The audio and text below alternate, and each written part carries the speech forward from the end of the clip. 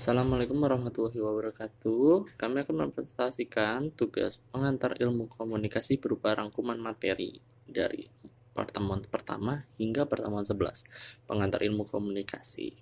Dengan saya Muhammad Rifki Fahrizi dan kelompok saya Rahma Fitria Ramadan, Filzahani Kamila, dan Yohana Septiari.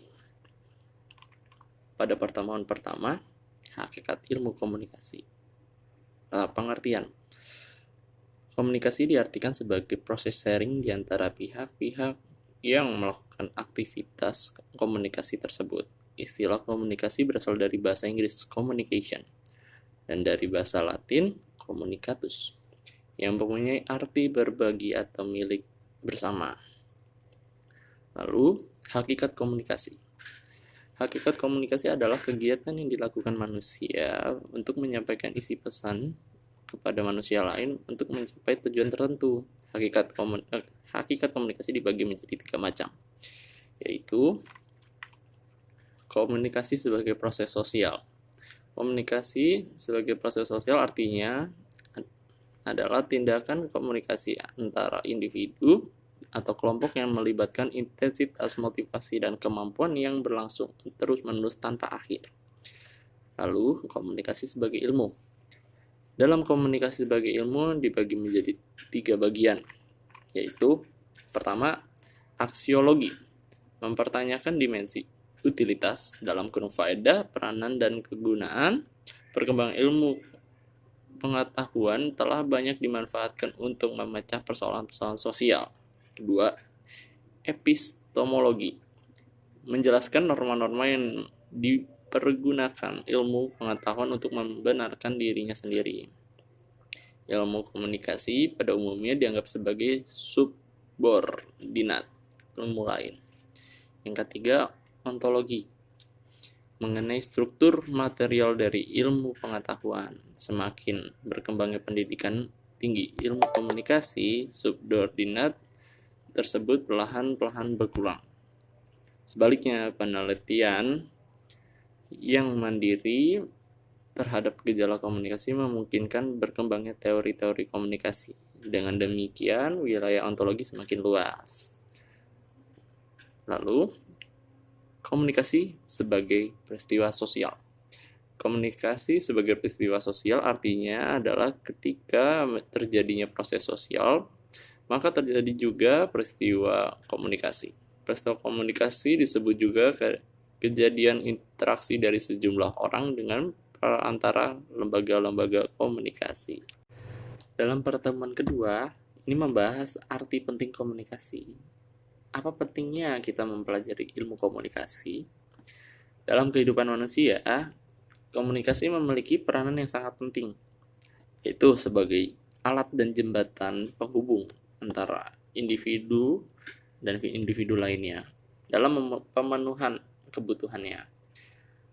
Adapun beberapa fungsi dari ilmu komunikasi sendiri, yaitu komunikasi sosial. Komunikasi sosial setidaknya mengisyaratkan bahwa komunikasi itu penting untuk membangun konsep diri kita, aktualisasi diri, untuk keberlangsungan hidup, untuk memperoleh kebahagiaan, terhindar dari tekanan dan tegangan antara lain lewat komunikasi yang menghibur dan memupuk hubungan dengan orang lain.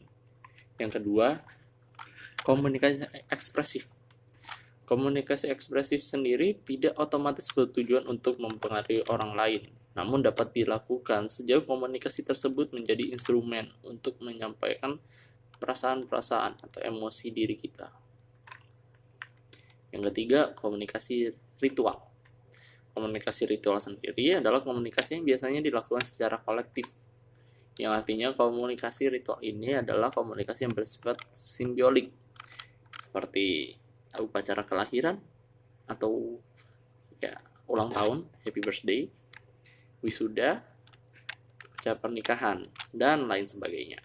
Dan terakhir, komunikasi instrumental. Komunikasi instrumental mempunyai beberapa tujuan umum, yaitu menginformasikan, mengajar, mendorong, mengubah sikap dan keyakinan, dan mengubah perilaku atau menggerakkan tindakan, dan juga menghibur. yang artinya semua tujuan tersebut dapat disebut membujuk. Itu bersifat persuasif. Selain itu, komunikasi sendiri memiliki karakteristik. Yang pertama, komunikasi adalah suatu proses. Komunikasi merupakan serangkaian tindakan yang terjadi secara berurutan serta berkaitan satu sama lainnya dalam kurun waktu tertentu. Yang kedua, komunikasi bersifat simbiosis. Pada dasarnya, komunikasi merupakan tindakan yang dilakukan dengan menggunakan lambang-lambang seperti bahasa verbal dalam bentuk kata-kata, kalimat, angka, atau tanda lainnya. Selain itu, terdapat juga nonverbal yang dapat digunakan dalam komunikasi seperti gerak tubuh, warna, jarak, dan lain-lain. Ketiga, komunikasi bersifat transaksional. Pada dasarnya menuntut dua tindakan, yakni memberi dan menerima. Pengertian transaksional menunjuk pada suatu kondisi bahwa keberhasilan komunikasi tidak ditentukan oleh satu pihak, tapi kedua belah pihak yang saling bekerja sama. Pada pertemuan ketiga ini membahas tentang ruang lingkup komunikasi, definisi komunikasi, dan konteks komunikasi. Dalam ruang lingkup komunikasi memiliki beberapa bentuk, yaitu komunikasi pribadi, komunikasi media, dan komunikasi kelompok. Definisi komunikasi.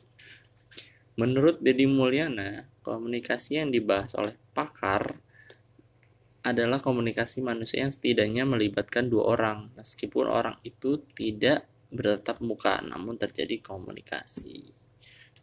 Selanjutnya, konteks komunikasi. Konteks komunikasi sendiri adalah situasi atau wadah yang berhubungan dengan terjadinya suatu komunikasi. Namun secara luas, konteks di sini berarti semua faktor di luar orang-orang yang berkomunikasi dan terdiri dari berbagai aspek yang meliputi, yaitu aspek fisik, aspek psikologi, dan aspek sosial, dan terakhir aspek waktu.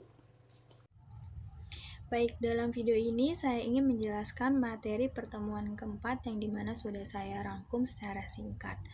Materi ini membahas komunikasi intrapribadi, komunikasi kelompok, komunikasi organisasi, komunikasi dengan masyarakat secara luas, dan komunikasi antar budaya.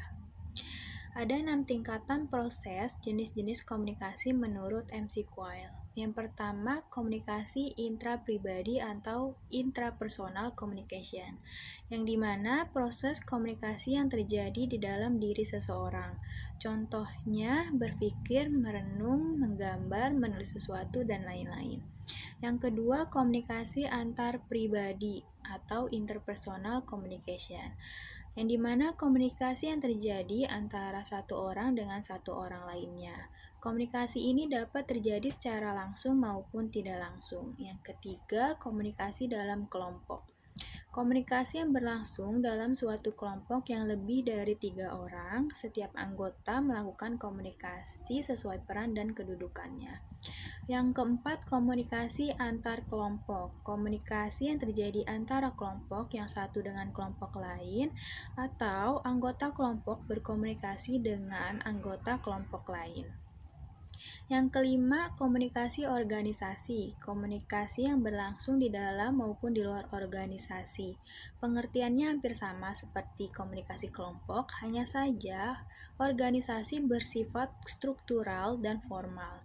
Yang keenam, komunikasi dalam masyarakat luas. Pada tingkatan ini, kegiatan komunikasi ditunjukkan kepada masyarakat luas. Bentuk kegiatan komunikasinya dapat dilakukan melalui dua cara. Yang pertama, komunikasi massa adalah proses di mana organisasi media memproduksi dan menyampaikan pesan pada khalayak yang luas, di mana pesan media tersebut dicari, digunakan, dan dikonsumsi oleh khalayak. Contoh media massa adalah televisi, koran, majalah, dan lain-lain. Yang kedua, langsung atau tanpa melalui media massa. Contohnya, aksi atau orasi, ceramah di lapangan terbuka, dan lain-lain. Terakhir, komunikasi antar budaya atau KAB. KAB terjadi bila pengirim pesan adalah anggota dari satu budaya dan penerima pesannya adalah anggota dari budaya lain.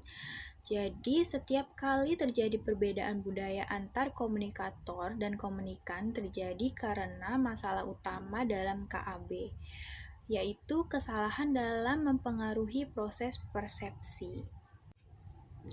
Baik, selanjutnya saya akan menjelaskan materi pertemuan kelima mengenai proses dan prinsip-prinsip dasar komunikasi. Dalam proses komunikasi terdapat beberapa komponen yang terlibat seperti komunikator, pesan, saluran, komunikan, efek, umpan balik, dan gangguan. Proses komunikasi dapat berjalan baik jika terdapat pertautan minat dan kepentingan di antara individu yang terlibat dalam proses tersebut.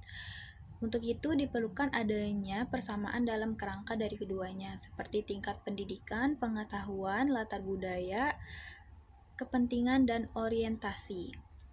Berdasarkan partisipasi para pelaku yang terlibat dalam komunikasi, terdapat dua bentuk komunikasi yang dapat terjadi. Yang pertama, komunikasi satu arah atau one-way communication. Komunikator pada komunikasi satu arah ini bersifat aktif menyampaikan pesan kepada komunikannya, sementara komunikan cenderung sebagai penerima saja. Yang kedua, komunikasi dua arah atau two-way communication. Baik komunikator dan komunikan pada komunikasi dua arah ini sama-sama aktif dalam menyampaikan pesan dan memberi umpan balik. Pada komunikasi ini digambarkan satu proses komunikasi yang dinamis. Lalu, komunikasi sebagai sebuah proses dapat dipahami melalui tiga kerangka pemahaman seperti berikut. Yang pertama, bahwa komunikasi dilihat sebagai tindakan satu arah. Komunikasi dipahami digunakan untuk menyampaikan pesan dari seseorang atau sekumpulan kepada orang yang lainnya, baik secara langsung maupun melalui bantuan media. Untuk komunikasi secara langsung atau tatap muka, konsep ini mungkin tidak sepenuhnya akan terbukti, mengingat setiap interaksi kemungkinan adanya reaksi antara satu individu dan yang lainnya. Bahkan anggukan atau gelengan kepala pun merupakan respon dari pesan yang diterima komunikan. Yang kedua, komunikasi sebagai interaksi. Dalam interaksi itu terjadi penyampaian pesan, pertukaran informasi, gagasan, dan pandangan yang dimiliki oleh masing-masing individu atau kelompok dengan yang lainnya. Komunikasi sebagai suatu interaksi dilihat sebagai proses adanya sebab akibat atau aksi reaksi antara para pelakunya. Oleh karena itu, dalam komponen komunikasi dapat kita lihat bahwa proses komunikasi itu tidak hanya menyampaikan pesan saja, namun juga respon terhadap pesan yang telah diterima. Yang ketiga, komunikasi sebagai suatu transaksi. Dalam interaksi, proses komunikasi berlangsung sama halnya, seperti kita melakukan transaksi jual-beli. Ada uang, ada barang, ada yang menjual, ada yang membeli, ada yang memberi, ada yang menerima. Komunikator memformulasikan pesan dan mengirimkannya melalui kata ataupun isyarat. Kemudian komunikator menerimanya, menginterpretasikan dan kemudian memberikan umpan balik. Di sini konsep transaksi terjadi dalam proses komunikasi. Contoh, jika seseorang mengatakan halo kepada Anda dan Anda membalasnya dengan senyum dan senyum Anda itu adalah respon, maka terjadilah transaksi. Selanjutnya, prinsip-prinsip komunikasi. Yang pertama, proses simbolik atau lambang. Yang kedua, setiap perilaku mempunyai potensi komunikasi. Yang ketiga, komunikasi memiliki dimensi, isi, dan hubungan. Yang keempat, komunikasi berlangsung dalam berbagai tingkat kesengajaan. Yang kelima, komunikasi terjadi dalam konteks ruang dan waktu. Yang keenam, komunikasi melibatkan prediksi peserta komunikasi. Yang ketujuh, komunikasi bersifat sistemik. Yang kedelapan, semakin mirip latar belakang sosial budaya, semakin efektiflah komunikasi. Yang kesembilan, komunikasi bersifat non-sekuensial. Yang kesepuluh, komunikasi bersifat prosesual, dinamis, dan transaksional. Hai, aku bakalan ngejelasin tentang persepsi.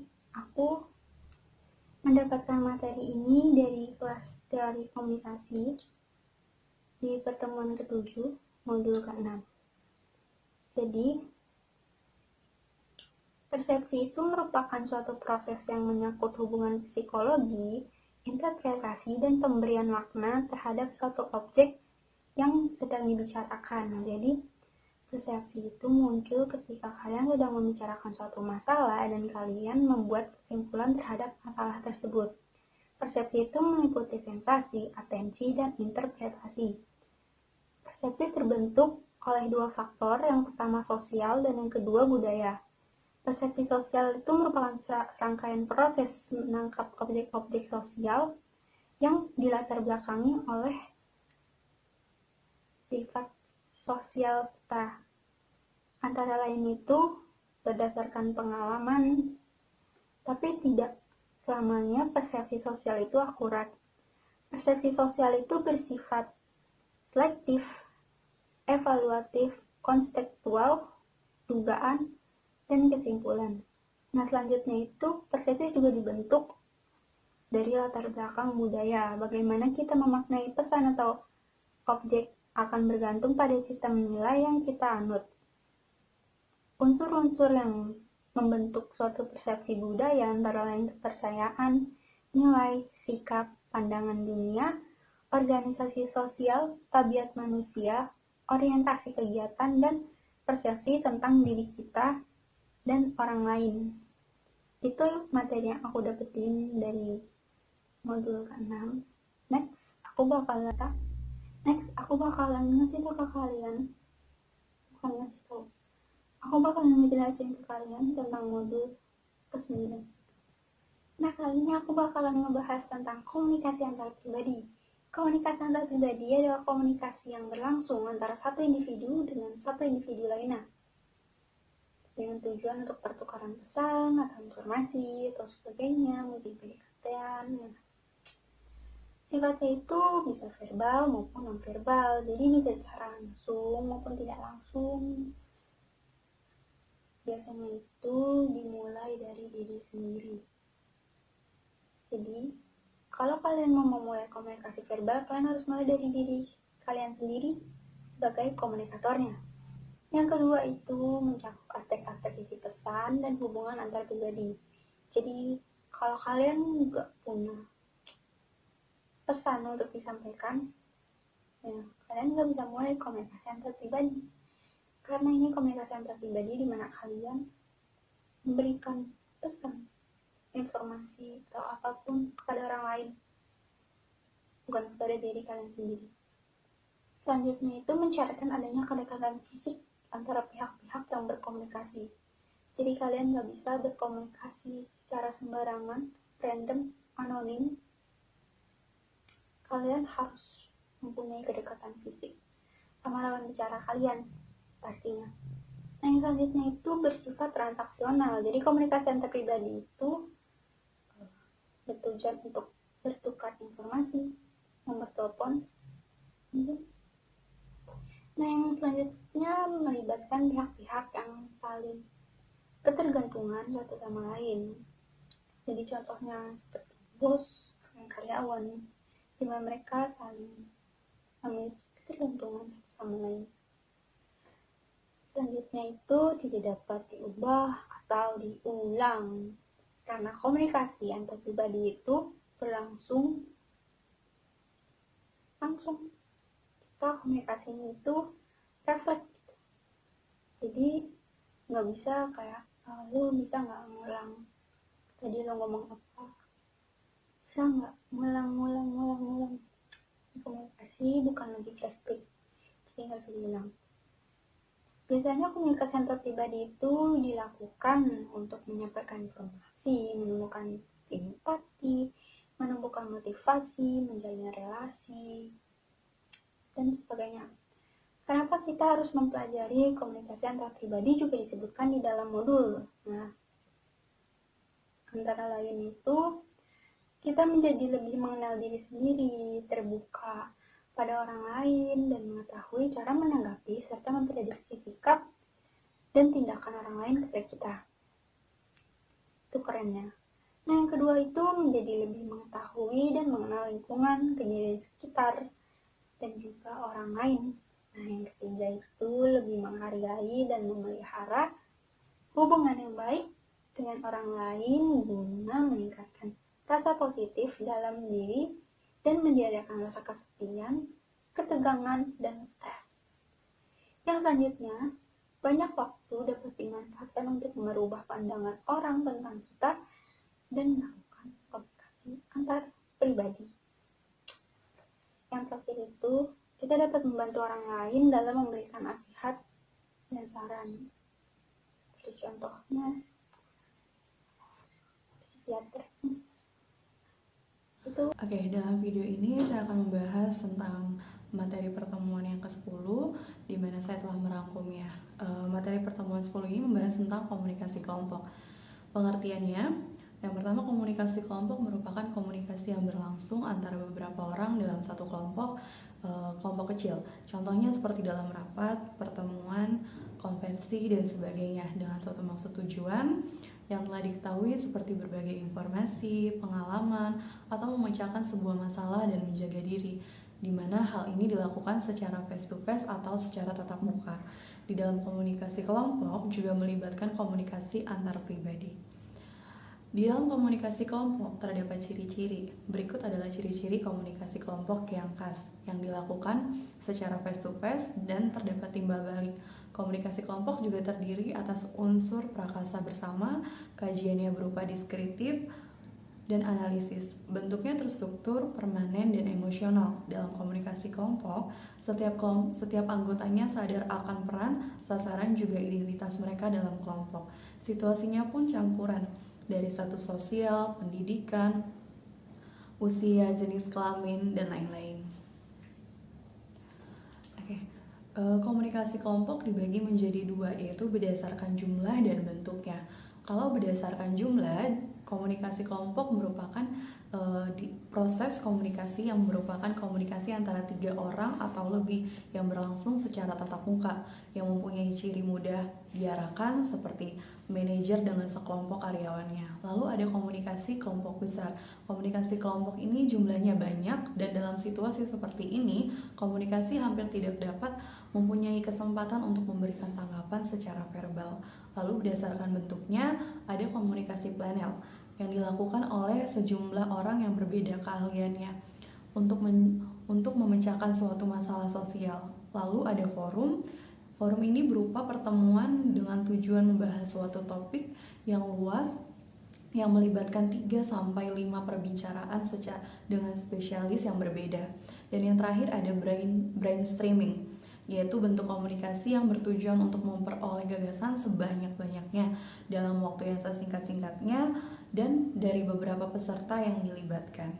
Dalam materi ini juga menjelaskan tentang adanya pengaruh kelompok pada perilaku komunikasi, yang diantaranya konformitas, perubahan perilaku atau kepercayaan sebagai akibat tekanan kelompok yang real atau dibayangkan, fasilitas sosial kelompok yang mempengaruhi pekerjaan sehingga lebih mudah, dan polarisasi, suatu kecenderungan ke arah posisi yang ekstrim. Poin berikutnya, kita akan membahas tentang faktor-faktor dalam kelompok yang mempengaruhi keefektifan kelompok. Bila kelompok yang dimaksudkan untuk saling berbagi informasi, maka keefektifannya dapat dilihat dari beberapa banyak informasi yang diperoleh anggotanya dan sejauh mana anggota dapat memuaskan kebutuhannya dalam kegiatan kelompok. Untuk itu, ada beberapa faktor-faktor keefektifan kelompok yang dapat dilacak pada karakteristik kelompok, yaitu ukuran kelompok, jaringan komunikasi, kohesi kelompok, dan kepemimpinan. Nah, tadi barusan adalah rangkuman materi ke-10. Berikutnya, saya akan membahas tentang rangkuman materi pada pertemuan ke-11, yaitu yang menjelaskan tentang konsep komunikasi dalam organisasi dan juga definisi komunikasi. Konsep komunikasi tersendiri terbagi menjadi 4, diantaranya tradisi sosiopsikologi. Pada Max Weber mengungkapkan perlu dibentuknya birokrasi agar sejumlah organisasi dapat berjalan dengan teratur dan mencapai tujuannya, di mana birokrasi ini memiliki ciri, memiliki hierarki, otoritas atau kewenangan, dan juga adanya spesialisasi dan juga adanya sistem aturan atau prosedur atau regulasi. Yang kedua, tradisi sibernetika. Teori ini memandang susunan sebagai suatu yang muncul dari pola-pola interaksi dalam suatu organisasi. Teori ini pula menempatkan komunikasi di bagian depan sebagai proses kunci yang digunakan untuk memperoleh suatu organisasi. Dan yang ketiga, itu ada tradisi sosiokultural. Pada teori ini menunjukkan kita terhadap makna, norma, peran, dan peraturan yang dijalankan secara interaktif dalam komunikasi. Ada 4 teori yang mewakili tradisi sosiokultural, diantaranya teori strukturalisasi, teori kendali organisasi, budaya organisasi, dan juga penampilan.